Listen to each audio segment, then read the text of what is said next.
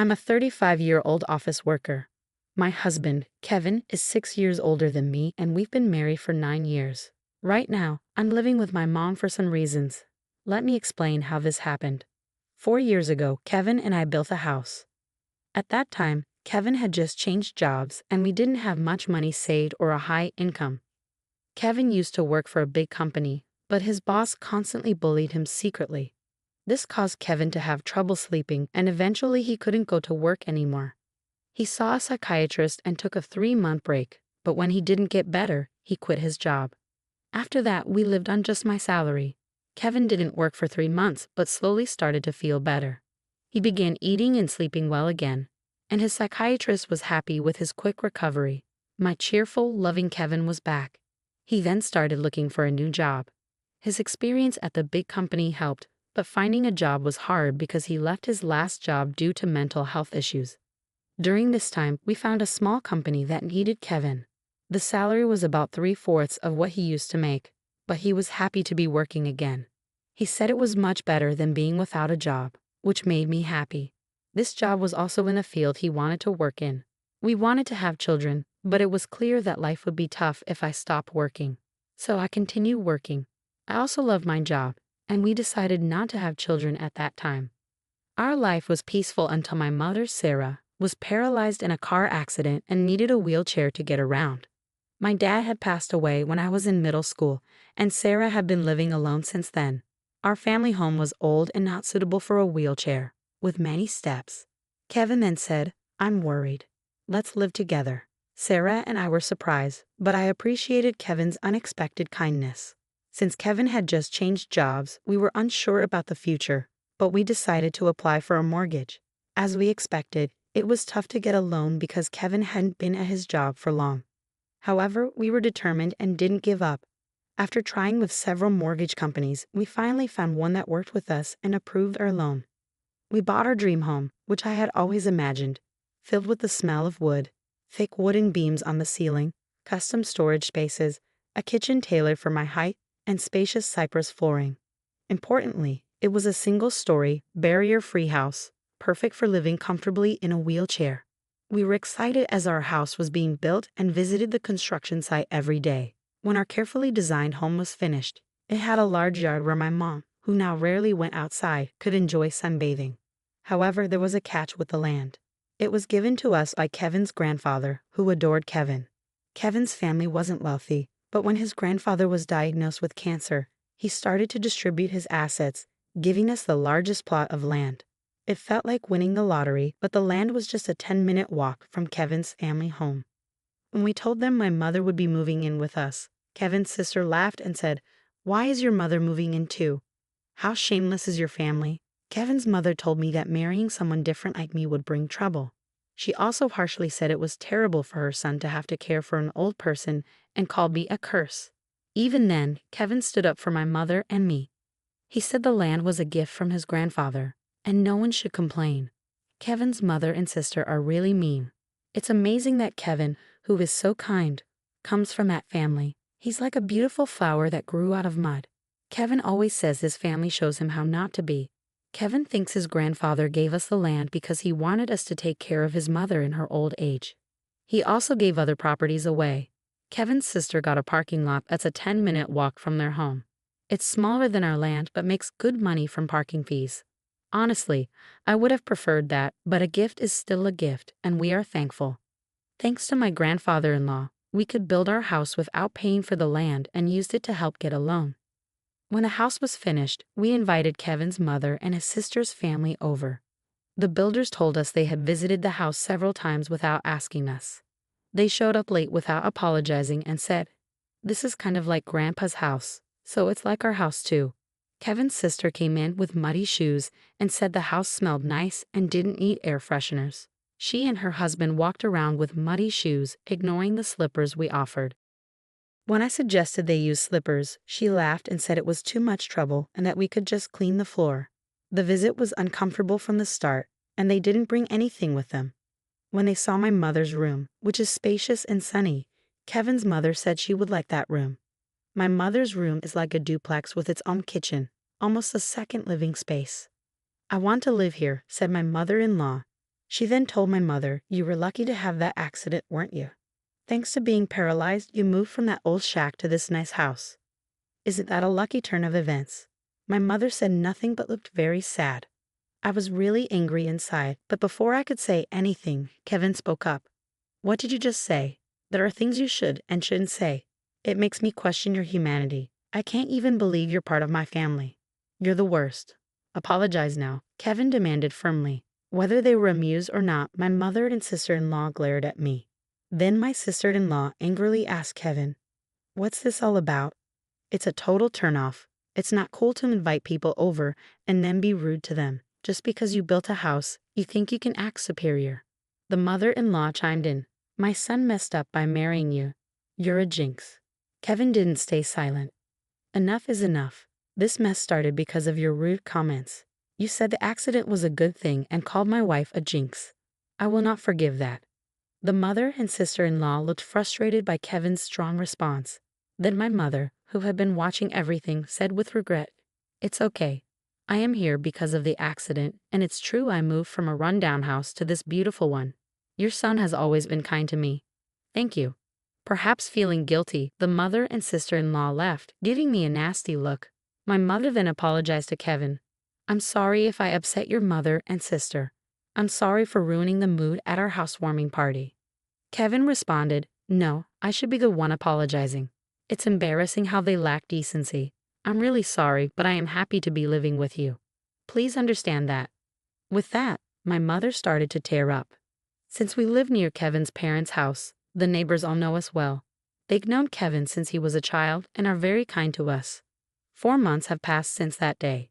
We were finally settling into our new home, and my mother started to smile more when I received an unexpected call from home while I was at work. We rarely get calls from home, so it surprised me.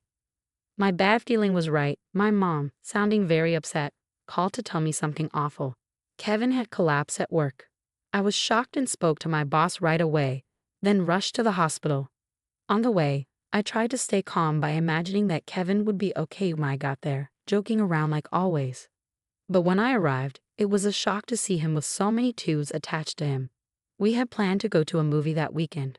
The doctor told me Kevin was in critical condition and might not wake up. I felt like I was in a movie. I couldn't even cry. Despite my prayers, Kevin passed away at the hospital. My shock continued as my mother and sister-in-law arrived when they heard Kevin had died. My sister-in-law accused me harshly, asking if I had poisoned him or if I was after his life insurance. My mother-in-law also blamed me, saying bad things always happen around me and calling me a jinx. I was too sad to respond. Then my own mother arrived in a care driver's taxi, crying over Kevin's death, which finally made me cry too. We both sobbed loudly. My mother-in-law rudely told us to stop the fake crying. She said Kevin had changed because of me and that she didn't want to see us ever again. Then she left the hospital. A funeral director came to organize Kevin's funeral, and we went to the funeral home. Kevin had died from a brain hemorrhage, which was hard to believe since he was fine that morning. When I told my mother-in-law the funeral plans, she coldly said she wouldn't come because Kevin always sided with my mother and me. She said her daughter wouldn't come either. Many of Kevin's coworkers and friends came to the viewing, but neither my mother-in-law nor my sister-in-law and her husband were there. Many attended the funeral, and it was clear that Kevin was deeply loved. Many people cried for him. It was hard, but maybe this is just the kind of people his family were. I was happy to spend the whole day with those who truly missed my husband. After Kevin's death, I got an email from my mother-in-law, but it was inappropriate, so I didn't reply. She was asking about the life insurance money and kept emailing because I didn't respond. Eventually, she claimed she had a right to it. I chose to ignore it because I wasn't ready to deal with that. When we got home, I noticed a light on inside, which was odd. My mother, Sarah, was confused and thought we had turned off all the lights. I figured maybe I forgot because I was so upset. I told her it was understandable given the situation, and I unlocked the door. When we entered, we could hear the TV, which was very strange. Inside, we found my sister-in-law and her husband sitting there. I was so shocked I couldn't even speak. The living room was full of unfamiliar furniture and boxes. We had no idea what was happening. My sister-in-law said, "Why did you just barge in here?" "Well, it's your first time, so I'll let it slide. We're taking this house. "We sold your stuff, so leave." My mother and I were completely shocked. I asked where our furniture and belongings had gone, and she casually said a resale company came and took everything, claiming we had good furniture and they got a good price for it. They bought new furniture with that money, saying, "Who wants furniture that a dead person used? It's bad luck." She added that she cared about such things and our stuff was packed in boxes. She even remarked that we must be minimalists or just poor because we had so few things. The furniture was carefully chosen by my husband and me. I couldn't forgive them for this. My mom was furious too, her face turning beet red, but she was too shocked to respond. I immediately called the resale company. After explaining the situation, they agreed to treat the items as stolen and return them. Now that my husband is gone, dealing with this was the last thing I needed. I don't want anything to do with his family, but I do want to stay in a house that's full of memories of him. While I was wrestling with these feelings, my mother quietly said to me, "What do you think Kevin would say if he were here now?" "He might say we should leave." "I'm sure he would." Kevin often mentioned it's good to spend time with people who understand you, but there are some people who will never understand no matter how much you try. It's a waste of time dealing with those people. He was actually talking about his own mother and sister. I realized that if we stayed, his family would keep interfering. Acting on impulse, I signed a lease for an accessible apartment. My mom was surprised by how quickly I made that decision. I asked the resale company to hold on to the furniture for a few days, and it was moved to our new apartment 3 days later. In exchange for moving out, I made my mother-in-law and sister-in-law promise to cut ties with us. So a new life began for just my mother and me in the apartment. It turns out Kevin had many life insurance policies, almost obsessively so. He used to joke always with a smile, "When I die, you guys will be rich." True to his word, he left enough money for my mother and me to be comfortable for the rest of our lives. Since he couldn't secure a mortgage when we bought the house, I, being employed at a major corporation, bought the house in my name. I made sure that even if something happened to Kevin first, I wasn't going to keep paying a mortgage for a house I wouldn't live in. According to our agreement, the house would be auctioned off if the mortgage wasn't paid for 4 months. Time flew by, and 4 months passed quickly. Then I started receiving a lot of calls from my sister-in-law, Emily, and my mother-in-law, Maria. My call history was filled with their names, and it was getting scary, like something out of a horror movie. They were incredibly persistent. So I finally answered the phone. They were furious because the house was being sold. Apparently, when they tried to return, they found out they couldn't get in because of a seizure notice. Emily and her husband had moved out of their apartment since Kevin passed away, and Emily had also quit her job. I suggested they move back into their parents' house since they were panicking about suddenly being homeless. Surprisingly, Maria had gotten so caught up in gambling that she couldn't keep up and had sold her own house. It turns out they had been living together for the past 5 months. I also heard that they sold their main source of income, a parking lot in front of the train station, a long time ago. Now, Maria and Emily's family are completely homeless. When Maria said, "I'm sorry for everything. Let's get along. Can you lend me some money, please?" I replied, "I think it's best if you stay away since I'm a jinx. We're strangers now that we've severed ties." Maria was quiet after mumbling weakly. In my mind, I was thinking, who's the real bad luck charm here? Then when I said I wouldn't lend them a single cent, Emily, who had been listening next to Maria, shouted, "You devil. Bring us the money right now." I replied, "I am a devil and bad luck, so I'm going to hang up now," and ended the call. In reality, I involved a lawyer for the past 5 months to push for the auction of the house. I thought it was an unusual case, but apparently, it's not that uncommon. The house was sold without any major issues, giving our family a moment of peace. We plan to find a new home with the money Kevin left us. Since it's just my mother and me, we don't need a big house. We'd rather prioritize security as 2 women living together. So I chose a condominium with minimal noise disturbance. I remember something my husband always said when we built our home.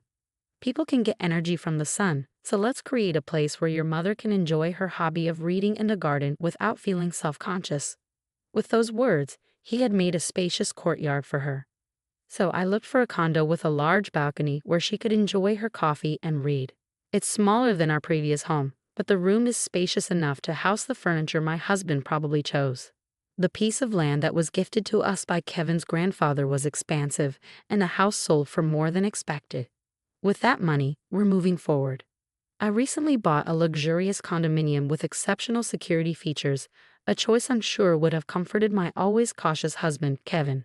The peace of mind that comes from living in such a secure place is invaluable, especially after the tumultuous experiences with my in-laws.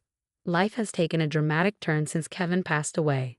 Amidst my grief, I've been dealing with the fallout from his family's actions, which frankly has been draining.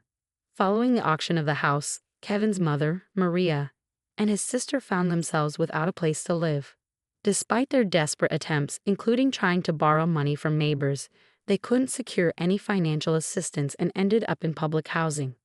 Living in public housing, they continued their old habits, causing disturbances that have started to concern the community. For instance, they recently had a barbecue on their small balcony, an act that left many locals in disbelief given the limited space and safety concerns.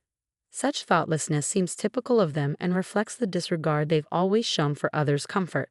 Moreover, their financial difficulties appear to have led to frequent loud arguments that disrupt the nightly peace, an auditory testament to their ongoing strife. My sister-in-law's husband has since left, leaving just her and Maria to fend for themselves. Their situation is a stark contrast to the quiet, stable life I now lead with my mother. We're both two-person households, but while my home is a sanctuary, theirs is a source of constant conflict and unease. It's become so disruptive that neighbors are banding together, hoping to evict them to restore some semblance of peace. It's a harsh reminder that no matter where you go, being a nuisance can make you unwelcome. Reflecting on these events, I realize how the phrase, "what goes around comes around," rings true. My goal is to live quietly and peacefully, distanced from the embarrassing turmoil associated with my former family. I believe Kevin watches over us, perhaps with mixed feelings about the chaos his family continues to perpetuate in contrast to the tranquility he loved during his life. As I move forward, my focus is on living a life that causes no trouble to others. I want to honor Kevin's memory not just through words but through actions. He always advocated for a life well lived, surrounded by people who bring joy and understanding. Despite the unfortunate family dynamics he left behind, I'm committed to building a life filled with positivity and peace.